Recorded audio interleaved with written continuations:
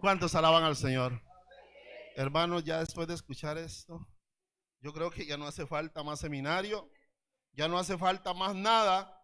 Creo que el Señor nos ha estado hablando durante estos días y yo quiero decirles, hermanos, que para mí es un gozo y un privilegio, pero también es una responsabilidad muy grande. Hay un peso muy grande con respecto a esto porque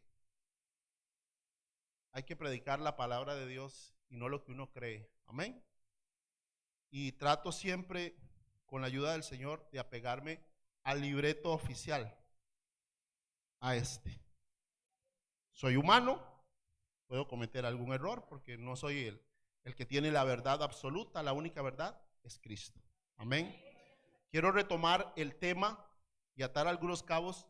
Antes quiero hacer una aclaración, porque algunos hermanos me preguntaron. La primera noche yo dije que el libro de los Hechos es el único libro que todavía se está escribiendo. Y entonces no lo aterricé y algunos dijeron, pero ¿cómo que se está escribiendo si ya el canon está cerrado? Hermanos, el canon está cerrado.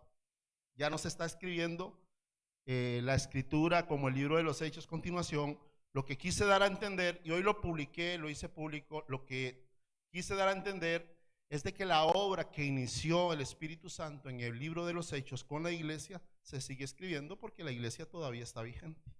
Amén. Entonces oficialmente lo puse para los que se sintieron confundidos. Dice, el libro de los Hechos se sigue escribiendo. Esas fueron mis palabras. Dios sigue obrando en y a través de la vida de todos aquellos que han decidido caminar de su mano y mantenerse llenos del Espíritu Santo. La vida cristiana sin el Espíritu Santo no existe. Escuche bien eso. Sería solo una religión llena de frustración por no poder vivir de acuerdo a la palabra de Dios. Vivir llenos del Espíritu Santo no solo nos llena de poder para poder vencer todas las pruebas y tentaciones, sino que también nos permite seguir haciendo proezas que glorifiquen el nombre de Dios y lleven a sus pies a cientos de hombres y mujeres que aún no lo conocen. Dios quiere seguir escribiendo, y entiéndase esto que es un sentido figurado. Dios quiere seguir escribiendo el libro de los Hechos con tu vida como protagonista. Vosotros sois cartas leídas. A eso me refería cuando dije que el libro de los Hechos no ha terminado, porque nosotros somos la continuación de la obra del Espíritu Santo que inició en Hechos capítulo 1 cuando el Espíritu Santo vino a la tierra. Amén. Ok, antes de tomar el tema de hoy, ayer quedé, y lo voy a retomar de ahí, cuando dijimos que el anticristo iba a simular la resurrección de Cristo, y lo explicamos, ¿verdad? Que iba a sufrir una herida en la cabeza, con un arma blanca, con un arma cortopunzante. Ya la hermana dijo que tal vez con una botella, no sé. Ah, fui yo. ¿Qué hermana? Vamos a tener que pasarla a la oficina. La nacionalidad del anticristo o el origen del anticristo, antes de pasar al tema de hoy, esto se me quedó ayer. Yo quiero que abramos Génesis 49, para poder dar un precedente de que lo que dice Génesis 49 se cumple. Entonces vamos a leer Génesis 49, versículo 8, dice, hablando de Judá, y esta es la profecía de Jesucristo, pero quiero formar la plataforma para poder explicar después lo del anticristo. Dice 49:8, Judá, te alabarán tus hermanos, tu mano en la cerviz de tus enemigos, los hijos de tu padre se inclinarán a ti. Cachorro de león, Judá, de la presa subiste, hijo mío, se encorvó, se echó como león, así, vamos a ver porque se ve, así como león viejo, ahí me está hablando. ¿Quién lo despertará? No será quitado el cetro de Judá, escuche esto, no será quitado el cetro de Judá, ni el legislador de entre sus pies, hasta que venga Silot, que esta palabra Silot significa Mesías, y a él se congregarán todos los pueblos. Cuando Jacob está muriendo, él llama a sus 12 hijos y les comienza a dar la bendición. Los padres siempre antes de morir le daban la bendición a sus hijos. Entonces entre sus hijos llamó a Judá y le dice, en otras palabras, Judá, de ti me saldrá el Silot, el Salvador. Ahora sí, Jesús es el león rugiente de la tribu ¿Sí me explico? Entonces la profecía que Dios hizo, perdón, que Jacob hizo sobre su hijo Judá se cumplió al pie de la letra. Jesucristo nació de la tribu de Judá. Siguió la bendición para todos sus hijos hasta el versículo 16, cuando viene a dar la profecía sobre su hijo Dan.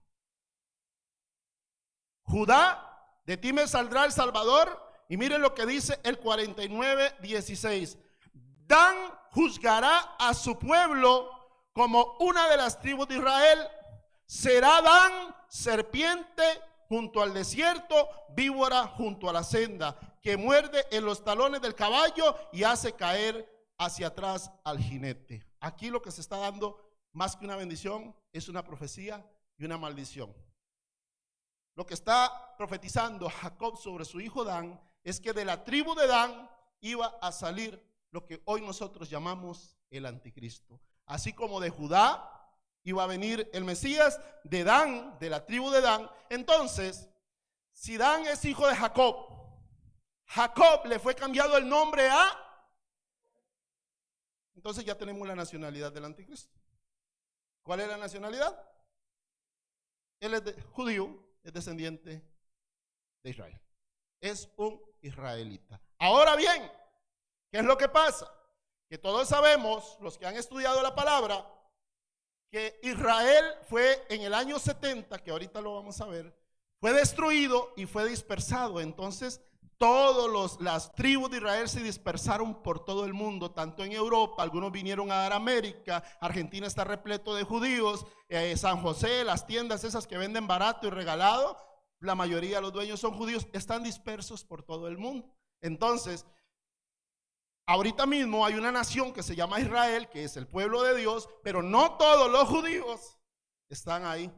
Hay descendientes judíos en otras naciones que vienen del linaje de la tribu de Dan, de la tribu de Judá, de la tribu de Manasés, de la tribu de Neftalí. Entonces realmente de cualquier nación podría levantarse un descendiente judío y ocupar el lugar que la Biblia denomina el anticristo. ¿Sí? Por ejemplo, en la historia, digamos que moderna, hubo un hombre que persiguió a los judíos, construyó campos de concentración.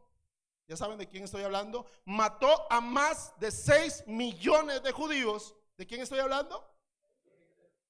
Del demonio encarnado Adolfo Hitler. Adolfo Hitler era, aunque era alemán, él era descendiente judío. ¿Sí? Entonces ya comenzamos a ver que es posible que se levante un judío que odia a los judíos, siendo descendiente judío, y ataque a Israel. Entonces, formando este precedente, podemos darnos cuenta de que vamos a cerrar. Voy a poner aquí guardar y voy a abrir el bosquejo del día de hoy, porque tenía que cerrar el día de ayer con ese respecto, porque cuando salió una hermana me dijo, usted dijo que iba a decir la nacionalidad del anticristo. Dígame porque yo mañana no vengo. Entonces,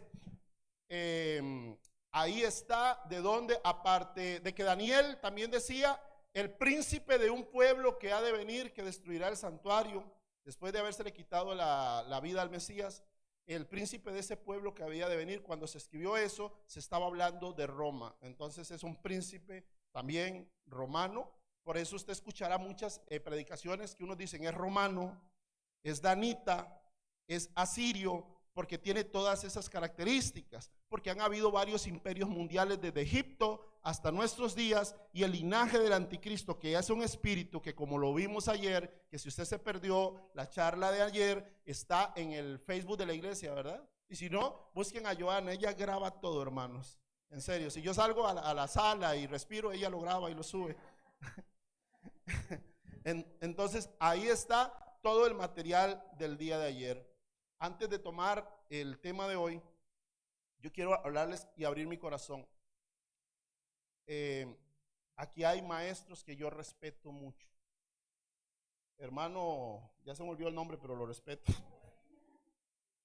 Mi hermano, yo respeto mucho lo que Dios le ha dado a su hijo, y también a su hermana, también sé que es una persona muy conocedora, al pastor. Créame que yo respeto lo que Dios les ha dado, el conocimiento, y para mí es un peso muy grande venir a enseñar donde sé que hay gente que sabe mucho. ¿Sí me explico? Porque a mí nadie me nombró maestro de maestros. Y cargo esto desde hace mucho tiempo, lo voy a decir, cuando era chico, siempre quise enseñar la palabra de Dios y predicar.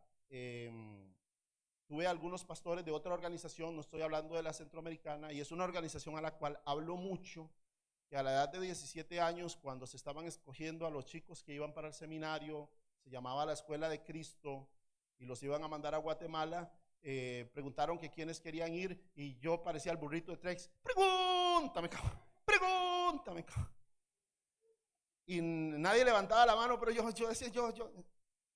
Y nombraron a 2 más para que fueran, y después de haberlo hecho, yo fui a hablar con el pastor y le dije, ¿por qué no me mandaste a mí si yo toda la vida he demostrado? Y dije esto, uno de los chicos tiene 6 meses de haberse entregado a Cristo, venía de la calle, y no era que lo estaba menospreciando, y otro venía de otra organización que no era de la nuestra. ¿Y por qué? Y me dijo estas palabras que realmente me mataron por un tiempo. Se los voy a confesar. Me dijo, sus enseñanzas no sirven para nada. ¿Sí? Eso me dijeron. Yo a los 17 años no entendía eso. Y comencé a dar tumbos emocionales a nivel de la enseñanza.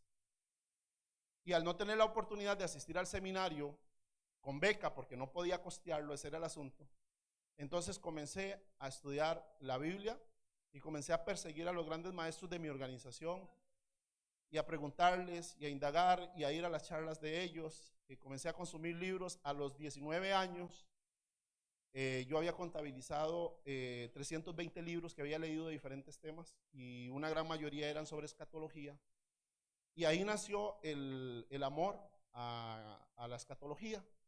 Entonces yo no me presento aquí como un gran escatólogo, vengo a presentarles un título. Yo vengo como un siervo de Dios que en su gracia a Él le ha placido que yo conozca algo de estos temas, porque estos temas son muy vastos. Créame que 1 hora no es suficiente para poder desarrollar un tema de estos. Por eso quedan cabos sueltos, como el que acabo de aclarar sobre el libro de los Hechos, que no se hace con una mala intención. Créame que la intención siempre ha sido ser de bendición para la iglesia, no otra.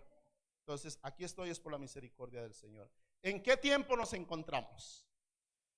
Para poder ubicarnos en el tiempo y en el espacio, como cristianos que somos, debemos de buscar el reloj de Dios en la tierra. Y hay un reloj de Dios en la tierra, ¿sí? Que también es cuando, si usted ahorita mismo me trae a un no conocedor de la palabra y me pregunta, tengo 2 respuestas para esto, y me pregunta, ¿cómo me demuestras que Dios existe? Yo tengo 2 respuestas. Una es, más bien, demuéstrame tú por qué Dios no existe, porque yo tengo toda la evidencia, basta para demostrar que Dios existe. A mí nadie me tiene que convencer de que Dios existe, porque es más, la Biblia, la misma Biblia, el Génesis 1:1, ¿qué dice Génesis 1:1? En el principio creó, no dice probablemente, tal vez, pudo ser, a lo mejor Dios que no. En el principio creó Dios los cielos y la tierra. Se da por sentado que existe Dios, y yo creo que existe Dios, porque para mí es más fácil creer, y ponle atención a esto, a los que están estudiando en los colegios, si hay universitarios acá, si hay profesores, para mí es más fácil creer que hubo un Dios todopoderoso que dijo, sea la luz, y fue la luz. Las aguas se hagan hacia allá y no vengan hacia acá. Que un Dios creó la luz y la noche, y que Dios vino y dijo, hagamos al hombre a nuestra imagen de semejanza, y tomó un poco de barro y lo comenzó a crear, y creó lo que ahora somos los seres humanos. ¿Qué creer? Que una bacteria que estaba en el agua, después de miles de años, a la bacteria se le ocurrió asomarse a la superficie, y después de otros miles de años la bacteria llegó a la orilla. Entonces esa bacteria, otros miles de años y millones de años, comenzó a caminar, y resulta que esa bacteria le dio por subirse a los árboles y comer bananas y convertirse en changa y chango, Y entonces la changa y el chango tuvieron changuitos. Y entonces, hermanos, o sea, ¿usted está escuchando? ¿Por qué se ríe usted? A ver, los que creen en la teoría de la evolución, levanten la cola. ¿Verdad? ¿Verdad que no? Porque yo no sé si a usted le agrada pensar que en su familia la abuela suya era una mona. Yo no. Mi abuela era una mujer santa de Dios, creada por Dios. Bueno, la hermana dice que tiene una mona en la casa. Eso es lo que le están enseñando. Se le enseñaron la teoría de Darwin. Le enseñaron la teoría de Darwin. La teoría, señoras y señores. Teoría. ¿Cuántos profesores hay aquí? ¿Qué es una teoría? Es una postulación de algo que podría ser. ¿Ah? Algo que todavía no ha sido probado, está en teoría, pero más sin embargo, ayer lo hablamos, por eso le digo, los que no van a entender lo del ministerio de la iniquidad, hoy lo pueden ver de la predicación de mañana. Si no, le preguntan a Joana, ella lleva todos los apuntes. El ministerio de la iniquidad se metió en el mundo, entonces metió la teoría de la evolución como algo comprobable que no es comprobable, porque Darwin siempre dijo probablemente, a lo mejor, quién sabe, pudo ser. Y lo metieron como una verdad, y durante todo el siglo, finales de 19 y el siglo 20, se comenzó a dar por un hecho que el hombre había venido de una evolución donde un mono o una mona son nuestros antepasados. Evidentemente, ahora con las leyes de la entropía, la termodinámica y todo lo que hay en la ciencia comprobable, completamente se trae abajo la teoría de la evolución. Cuando aparece el descubrimiento del genoma humano, donde se puede revisar el ADN de las personas y se compara con el ADN de los monos, resulta que no somos ni primos lejanos. ¿Y a su nombre? Entonces, esa es una de las formas en que yo le puedo decir a alguien y demostrarle que Dios existe. Y la otra es física. La forma de demostrarle a cualquier persona que Dios existe se llama nada más y nada menos que el pueblo de Israel, la nación de Israel. Y ya lo vamos a ver por qué. Abraham, salte de tu tierra y de tu parentela, deja la finca que tienes ahí en Ur de los Caldeos y te llevaré y de ti haré una nación grande y poderosa. Abraham se va, Abraham engendra a Isaac, de Isaac sale Jacob y a Jacob se le llama Israel, y Jehová le dice a Jacob, ustedes serán mi pueblo. ¿Qué más? Y yo seré a ustedes su Dios. Ustedes me van a honrar, me van a amar, yo les voy a dar mi ley, mis estatutos, y por siempre serán mi pueblo. Y Dios hizo un juramento a Israel, hizo los famosos pactos, ¿verdad? Jehová hizo un pacto con Israel. Entonces voy a hacer un paréntesis ahí. Israel nunca hizo un pacto con Dios, fue Dios el que lo hizo con Israel. Dios busca a Israel. Los hombres, solo para tirar un filazo por ahí, los hombres no tenemos la capacidad, la autoridad ni el poder para establecerle un pacto a Dios. Ni las competencias, ni los atestados, ni las credenciales. Haz un pacto con Dios. Yo puedo hacer un pacto con mi esposa y decirle, un pacto con Dios hicimos tú y yo. Eso es diferente. Pero yo decirle a Dios, yo hago un pacto contigo, Dios. Yo se queda viendo, ¿y este? ¿Quién le dio jurisprudencia? ¿Ah? Entonces ahí usted ve, yo pacto un carro, yo pacto una casa, yo pacto ministerio de la iniquidad. Recuerda que ayer hablamos de que en las iglesias comenzaron a predicar. Entonces se comenzó a predicar este montón de cosas. Bueno, Dios hace un pacto con Israel y le dice que ellos van a ser la nación escogida de él y su pueblo. Mas sin embargo, Israel comienza a cometer pecados. ¿Cuál es el pecado más grande que ha cometido Israel durante toda la historia bíblica y los tiempos actuales? ¿Alguien me lo puede decir? ¿Perdón? la rebelión, se han vuelto a otros dioses. Israel, hermanos, miraba la columna de fuego, miraba la columna de humo, vieron el mar abrirse, vieron maná, ¿qué más? Golpeaba a la roca, golpeaba la roca y brotaba agua. Y sin embargo, tardó Moisés en perderse 40 días y cuando regresaron ya tenían a Tiburocín, todo el mundo, mucha tele, ¿verdad? Adorando a un Dios falso y todo el mundo, ¿verdad? La rebelión siempre de Israel. Más sin embargo, Dios comienza a procesar a Israel, mandarlo a cautiverios, primero a Egipto, a Siria. Cuando viene Babilonia y toma Siria y van cautivos a Babilonia, y ahí se desarrolla toda la historia de Daniel y las profecías de Daniel, que es un temazo, hermanos. Es un temazo lo de Daniel, pero no me va a dar tiempo. Para que sepan, los tesoros de Daniel fueron los que le llevaron los reyes del oriente a Jesús cuando llegaron, cuando vieron y siguieron la estrella, porque Daniel era astrólogo, no brujo, astrólogo. Entonces él miraba las estrellas y por eso le dijo a sus descendientes: miren las estrellas. ¿Recuerdan cuando Jehová le decía a Abraham: mira las estrellas, cuéntalas? Es porque en las estrellas estaba escrito el mensaje que Dios tenía, y por eso una estrella nació cuando vino Cristo y guió a los reyes del oriente, que eran los descendientes de Daniel, el profeta. Pero bueno, ese es otro tema, y si no, ahorita le escriben al pastor y le dicen que estoy diciendo una herejía, y eso es un problema.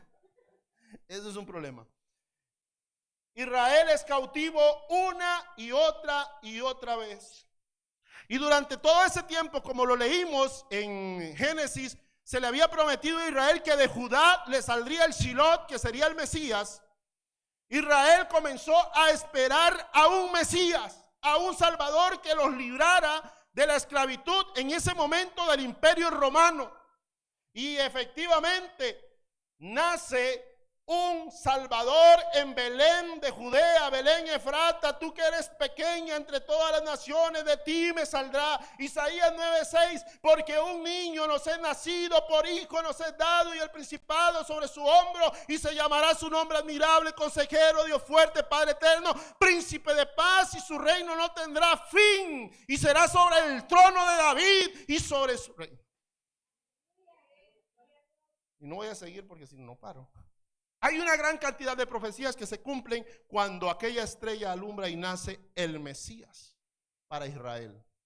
Pero pasó algo. A los suyos vino, más a los que le recibimos nos dio potestad de ser hijos de Dios. Pero ahorita no estamos, ayer hablábamos de nosotros, hoy estoy hablando de Israel. Vino el Mesías y no lo aceptaron. Ese mismo Mesías, puesto de pie en el monte de los olivos, dijo: yo he venido a ustedes en nombre de mi Padre y no me han creído, pero vendrá otro. Y ya Jesús comienza a hablar abiertamente del espíritu del anticristo, y dice: vendrá otro en su propio nombre, y a ese sí le van a creer. Ya lo que Jesús está diciendo: a ese sí le van a creer. Ay, si yo me quedo en la gran tribulación, yo sigo siendo cristiano y después me voy con el Señor. Jesús está diciendo: a ese le van a creer. Y hablando de los judíos, que son tan observadores de su ley, a ese le van a creer. Israel, muere Cristo, resucita, está en gloria, establece un pacto, un nuevo pacto, un nuevo y mejor pacto con nosotros, los que estamos vigentes en este momento, que estamos esperando el arrebatamiento. E Israel queda en un limbo. En ese mismo pasaje de Mateo 24, usted lo puede buscar en su casa, ahí está, dice: oh Jerusalén, cuántas veces quise juntarlos como la gallina junta sus polluelos, pero no quedará. No quisisteis, y no quedará, hablando del templo, piedra sobre piedra, y ustedes serán dispersos por todas las naciones. Estoy corriendo. Jesús le está diciendo a Israel que ellos van a ser destruidos y que van a ser dispersos por toda la tierra. Después de que muere el apóstol Pablo, más o menos en el año 68, 69 después de Cristo, a los 70 años después de Cristo se cumple esa profecía de Jesús. Cuando Tito Vespasiano, todo esto que estoy diciendo, usted puede googlear, hermano, usted tiene el teléfono en la mano, usted puede poner Tito Vespasiano, así, no Vespa, Vespasiano, ¿verdad? No era que andaba en una Vespa. El hijo del emperador, y dice que en el año 70 sitió a Jerusalén, la rodeó y comenzó a destruir a Israel literalmente. Cuando le digo a Israel lo que tenía que hacer un imperio, no importa cuál sea, para derrotar a Israel, para declarar la victoria sobre Israel, era tomar el templo de Jerusalén. ¿Sí? Entonces los atacantes iban directos. ¿Por qué? ¿Qué simbolizaba el templo de Jerusalén para los judíos? ¿Perdón? Eso simbolizaba, porque ahí estaba la presencia de Dios. Pero, ok, eso en el Antiguo Testamento. Para aclarar esto, porque después también se pueden confundir. El año 70, después de Cristo, aclaro hermanos, después de Cristo, ya la presencia de Dios no solo estaba en el tabernáculo. Ya había resucitado Cristo y estaba arriba en gloria gobernando, y había roto, iba a decirlo a lo tico, rompido, había roto el velo que nos separaba y nos dio acceso al Padre directamente. Y eso es una revelación que Dios comenzó a explicarla por medio de Pablo, el apóstol del cual hablamos antier y ayer. ¿Sí? Pero para los judíos que seguían esperando al Mesías, porque él vino, no lo aceptaron y lo siguen esperando hasta el día de hoy, les destruyeron el templo, los conquistaron y tuvieron que salir huyendo para todos lados. No quedó un solo judío en Israel. La nación de Israel dejó de existir literalmente a partir del año 70 después de Cristo, cuando Tito Vespasiano los conquistó. Los judíos no tenían una nación.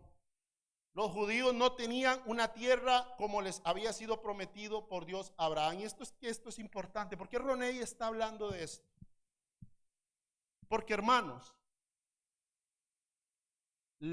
las profecías que se leían antes de 1948 no se podían entender. Porque la Biblia hablaba de que cuando vieran a Israel rodeada de ejércitos, que cuando los enemigos vinieran contra Israel y que cuando Israel librara batallas, hablando del futuro, no había nación de Israel. No había Israel. Por eso era que era muy fuerte la postura de la Iglesia Católica, que ya todo se había cumplido. Usted habla con un católico, porque muchos cristianos creemos que los católicos son iguales que nosotros y que creemos casi lo mismo. No, perdón. Para que ustedes sepan, el catolicismo apostólico romano cree diametralmente opuesto a lo que nosotros creemos. Es más, usted le pregunta a un sacerdote y el Israel que hay actualmente, ese no es el Israel de Dios. Las profecías todas se cumplieron, ya nada falta por cumplirse. Lo único que falta, ellos no le llaman segunda venida de Cristo, le llaman el regreso triunfal de Jesús. Y no pueden explicarlo de una manera porque ya no les calza, porque hay una nación de Israel, ¿sí? Entonces hacen un enredo y ahí sale ese sacerdote payaso, de apellido Toro, humillando según él a los pastores y no sé qué y no sé cuánto. Palabra, y yo creo que lo dije un día en la casa de Jenny, el día que ese pastor Toro venga aquí a Costa Rica, como yo no soy pastor, ni soy nada, yo voy y hablo con él y a ver si como ronca duerme, ¿no? Pero bueno, eso lo edita.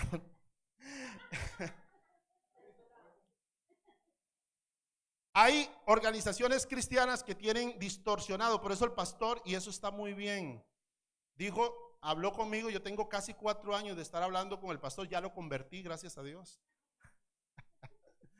Entonces él entendió mi postura escatológica. Hay organizaciones, hermanos, con mucho respeto, si usted tiene familiares adventistas del séptimo día, créame que yo los quiero y yo los amo en el amor de Cristo, pero su postura con respecto al advenimiento es diametralmente opuesto a lo que la Biblia dice. ¿sí? Si usted tiene familiares o amigos testigos de Jehová, su doctrina y su posición está peor todavía, ¿sí? Los adventistas del séptimo día creen que ya el milenio comenzó, creo que fue en el año 1970 y algo, cuando se supone que Cristo entró al tabernáculo a limpiarlo y está purificando y haciendo la purificación. Ya estamos en el milenio. Mentiras del diablo. Para los testigos de Jehová, ya literalmente estamos en el milenio, porque vamos a vivir para siempre en la tierra. Y así una gran cantidad de organizaciones que muchos veces dicen son nuestros hermanos. Perdón. No. Porque dice Juan, si hubiesen sido de nosotros, hubiesen permanecido con nosotros. Pero como no eran de nosotros, están allá afuera y están arrastrando a un montón de hermanos, convenciéndolos de una verdad que no es bíblica ni se sostiene bíblicamente. Volviendo al tema, para Israel había dejado de ser nación, pero Dios había prometido que los volvería a reunir. En la Biblia, los profetas hebreos anunciaron que Dios regresaría a su pueblo Israel en el establecimiento del Estado de Israel. Y esto sucedió, hermanos, en el año 1948.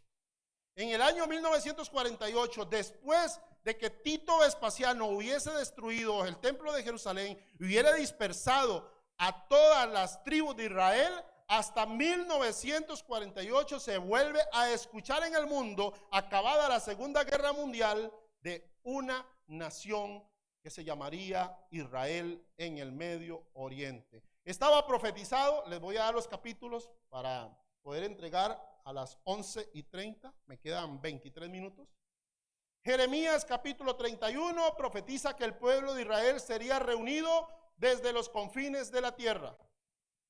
Israel 66:8 se profetizó que el Estado de Israel judío nacería en un solo día, porque es que esto es impresionante. Yo quiero que le pongan atención a esto. No existía la nación de Israel, ni rastro de una nación de Israel. Y en un día, cuando la Organización de Naciones Unidas, instada por los Estados Unidos de Norteamérica, no estoy hablando inglés, Norteamérica, comienzan en la consigna de crearle a los judíos una nación para que se puedan reunir. Bastó en aprobarse en los debates y decir, se establece que hay una nación de Israel en el lugar allá al sur de Jordania, Gaza. Y ese mismo momento, todos los judíos comenzaron a emigrar, a radicarse nuevamente, donde había sido prometido por Dios que sería la tierra prometida, la que le prometió a Abraham, la que le prometió a Moisés, la que le prometió a Jacob, la que le prometió a... Ahí se comenzaron a reunir. Isaías 66:8 decía, ¿quién ha oído semejante cosa? O sea, el profeta lo entendía. ¿Quién ha oído semejante cosa? ¿Quién ha visto tales cosas? ¿Es dado a luz un país en un solo día? Pregunta el profeta. ¿Nace una nación toda de una vez? Pues Sión apenas estuvo de parto y dio a luz a sus hijos. La profecía de Isaías 66:8 decía que en un solo día iba a nacer una nación. Yo quiero, hermanos, que usted se ponga a pensar. Vamos, hay un desierto, cualquier desierto, imagínenselo. Y vamos a formar la nación de Tangamandapio. Y que en un día se poble. ¿Se dice se poble o se pueble? Bueno, se poble. Se poblara y llegaran todos los líderes y ya nombraran un líder, a David Ben-Gurión. Inmediatamente, es que esto es lo más, inmediatamente que se comienza a formar el día siguiente, las naciones árabes que estaban alrededor los vuelven a ver y dicen, ¿y estos qué? ¿No los queremos ahí? Eso es de nosotros, eso es nuestro. Los hijos de Ismael, los descendientes de Ismael, también hijos de Abraham, que odiaban a los hijos de Isaac, Israel, dicen, eso es mío, esa tierra es de nosotros. Y el día siguiente, literalmente, después de haberse radicado, comienza la primera guerra de la nación recién nacida de Israel. Isaías 43, 5, 6 se profetizaba que los judíos regresarían a su tierra. No temas, porque yo estoy contigo. Del oriente traeré tu generación y del occidente recogeré. Diré al norte, da acá, y al sur, no te detengas. Trae de lejos mis hijos y mis hijas de los confines de la tierra. El establecimiento del Estado de Israel, el 14 de mayo de 1948. Los judíos liderados, ya lo había dicho, por David Ben Gurión, qué nombre más carga. Ahí cabría David Lobo, pero David Ben Gurión, declararon la creación del Estado de Israel en Tel Aviv. Este hecho recobró la independencia judía perdida 2000 años atrás. Después de 2000 años de andar errantes, por eso el dicho como judío errante, ¿lo han escuchado? Después de 2000 años de andar errantes, establecen la nación. Pero pasa algo. Los antiguos imperios tomaban una nación y la destruían, como pasaba a Israel, como le pasó a Israel, y esa nación definitivamente dejaba de existir. Se acababa, se borraba del mapa. No se volvía a saber de ellos. Y los pocos sobrevivientes se iban a otras naciones y se adherían a esa nación. Pasa como los ticos cuando se van para Estados Unidos, hermanos.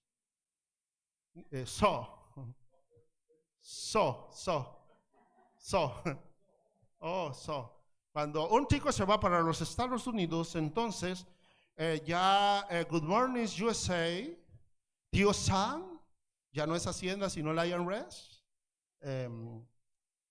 pierde su idiosincrasia, ¿sí o no? ¿O no han escuchado así como un tiquillo que se va para Estados Unidos y que cuando viene ya, bueno, sí, o si se van a Colombia, aquí pues parce, hermano, ¿qué pues? Un tico se va, hablemos de los costarricenses, se va para otra nación y a los 3, 4 días ya lo perdimos, ya no es tico, ya le gusta la fritanga, ya le gusta el plato paisa. Y es que, hermano, yo es chico, ¿cómo se llamaba el narcotraficante ese? Pablo Escobar, y ya se creen gatilleros, ¿sí o no? O no, en serio.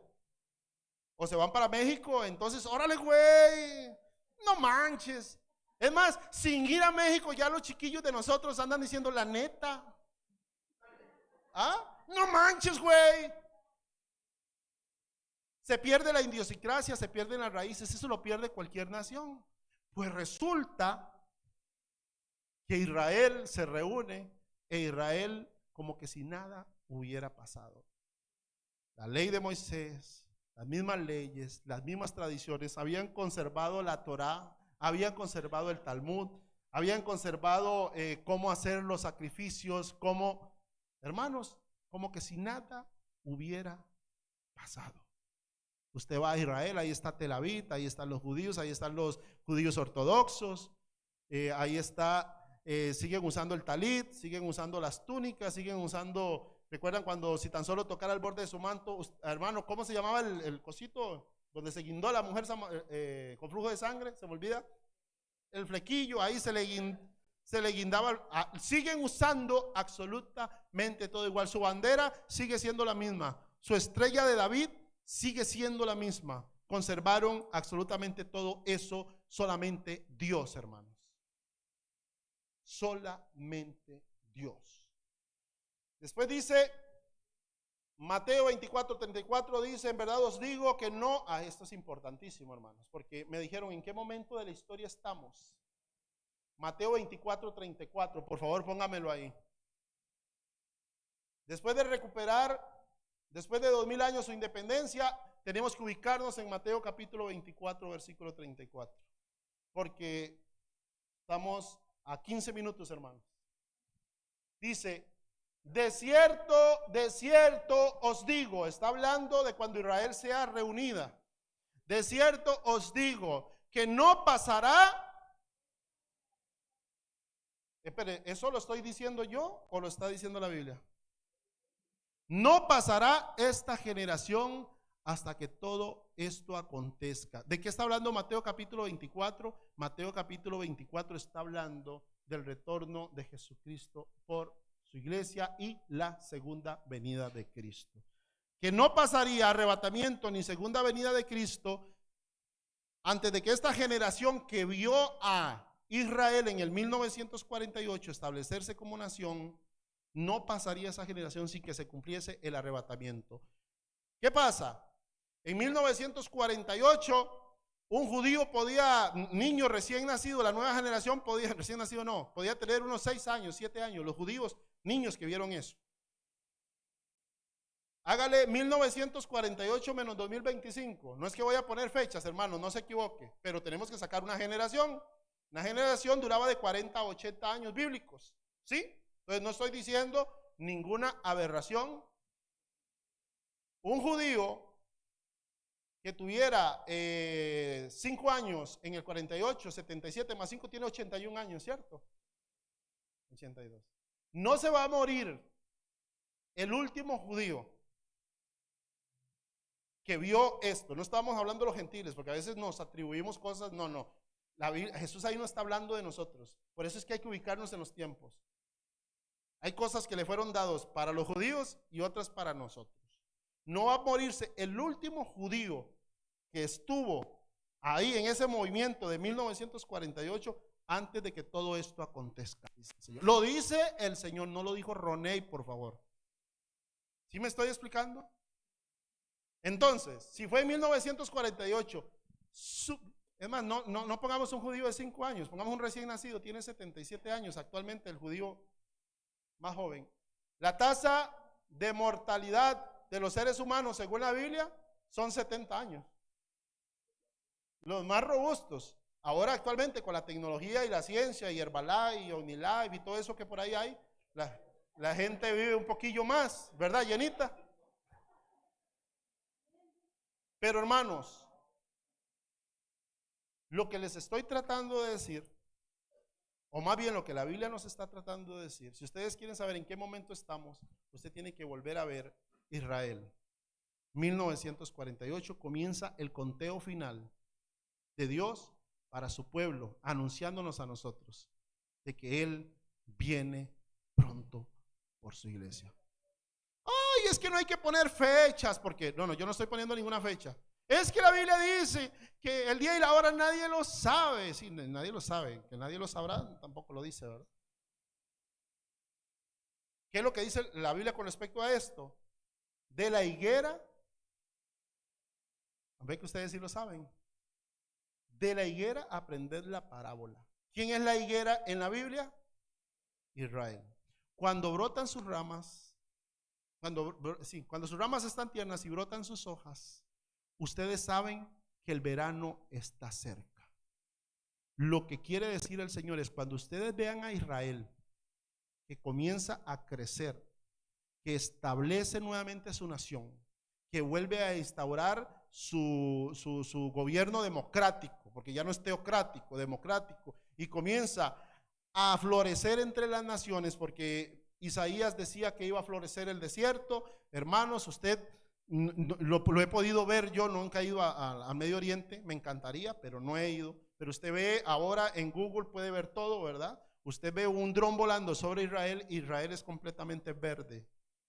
Y se pasa al lado de Siria y eso es un desierto. El desierto floreció, porque ahí estaba el pueblo de Israel. La generación que vio a Israel ser la nación será la última antes del retorno de Jesús. No hay más allá.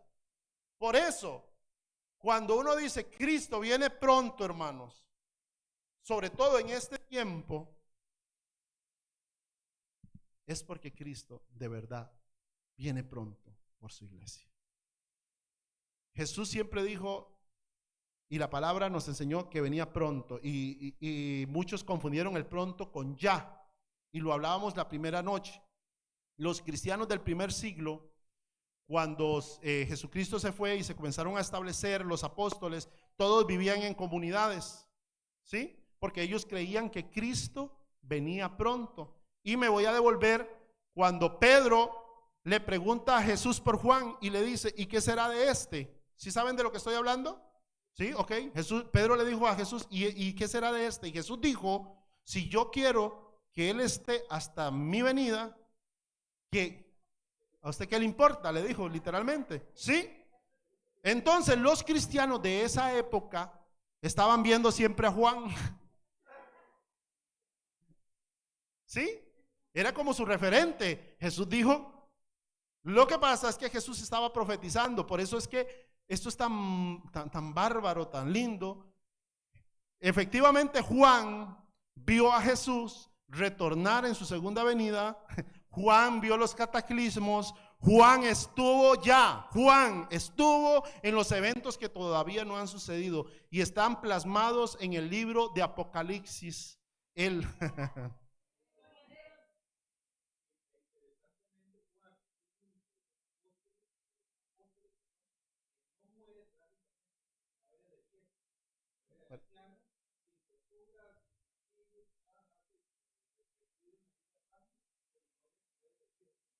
Sin antes no haber visto el retorno de Jesús como Jesús lo había dicho. Usted abre Apocalipsis capítulo 1 y dice, la revelación de Jesucristo que Dios le dio a su siervo Juan. Hermanos, tenemos la palabra profética más segura. Entonces, volviendo, todos vivían en comunidades porque sentían que Cristo venía pronto, porque eso era lo que se les decía, pronto, y miraban a Juan, pronto, y miraban a Juan. Pero pronto, ¿cuándo es? Pronto. En el kairos de Dios es en cualquier momento. En nuestro cronos no lo hemos podido entender porque Dios no se mueve en nuestro tiempo. Para Dios, nosotros estamos en el año 2025 después de Cristo, bueno, 2029 por el cambio de calendario gregoriano y el actual. Estamos en el año 2025, pero para el Señor no han pasado 2 días y unos cuantos segundos. ¿Sí me explico? Entonces, Él viene pronto. Y quiero aterrizar aquí porque si sigo con las guerras que han habido y todo, llegamos a Ucrania, me voy a brincar a Ucrania, a Zelensky, a Donald Trump, me voy a brincar a todo esto para llegar a esto. Dios no retarda su promesa, sino que es paciente para con nosotros, no queriendo que ninguno se pierda, sino que todos procedan al arrepentimiento. Pongámonos de pie, hermanos.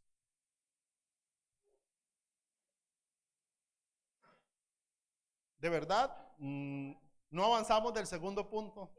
Esto es algo muy largo, pero yo creo que he tratado de resumir a la brevedad el tiempo en el que estamos. Estamos en los últimos tiempos. Y Satanás lo sabe. Ayer explicaba que Satanás está ofendido por lo que pasó en la cruz del Calvario. Él no se lo esperaba. Déjeme decirle esto. Satanás pensaba que él matando a Jesús y crucificándolo, ya él tenía la victoria final. Eso era lo que él creía, porque Satanás no tenía la revelación de las Escrituras. Hay gente que dice, es que hasta Satanás se sabe la Biblia. Deje de decir usted tonteras, hermano. Satanás no se sabe la Biblia. Satanás agarra algo ahí y dice, escrito está, a sus ángeles mandará cerca de ti. Y viene Jesús y le dice, perdón, el contexto es, no tentarás al Señor tu Dios. Solo a Él servirás, solo a Él adorarás. Él solo se sabe los versiculitos que le convienen. ¿Le parece muy conocido eso, verdad? De los hermanos que andan citando versículos que les convienen, nada más. Son hijos de la iniquidad, son hijos de Satanás. Satanás sabe que le queda poco tiempo. Él ya fue exhibido hace 2000 años y se siente molesto. Y su molestia contra Dios la está tomando en contra de usted y de mí, que somos hijos de Dios. Y por eso nos ha estado atacando sin piedad. Sin piedad.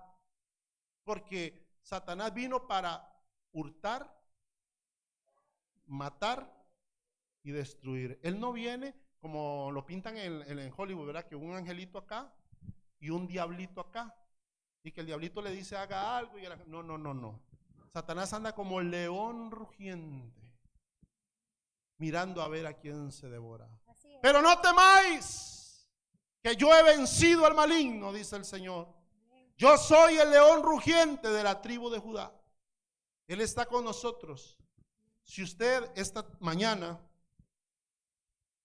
ha escuchado este mensaje y ha entendido lo que el Espíritu Santo le quiere decir a la iglesia, yo lo invito a que si usted siente que necesita arreglar su vida con Dios, lo haga en esta mañana.